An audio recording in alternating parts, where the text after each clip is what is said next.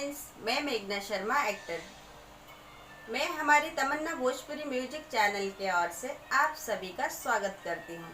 अगर आप लोग हमारा वीडियो देखते हैं, हमारा वीडियो पसंद आता है तो प्लीज़ कमेंट कीजिए, लाइक कीजिए, शेयर कीजिए, सब्सक्राइब करना बिल्कुल ना भूलें। Thank you.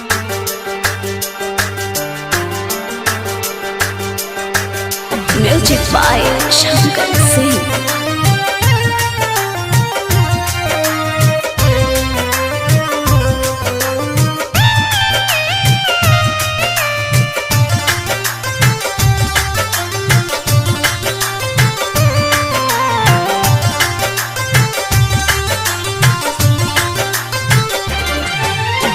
हरी हरी चूड़िया कलाई, हाथ में मेहंदी रचैनी, टह टह लाल सिनुरवा से मंगिया के सजैनी।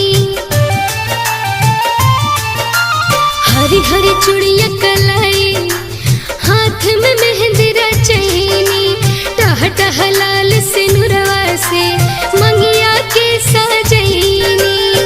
बॉर्डर पा बाड़न जवन फौजी हमर सैया उनके लागी, बॉर्डर पा बाड़न जवन फौजी हमर सैया उनके लागी। भूखने तीज के बरतिया उनके लागी, भूखने तीज के बरतिया उनके लागी।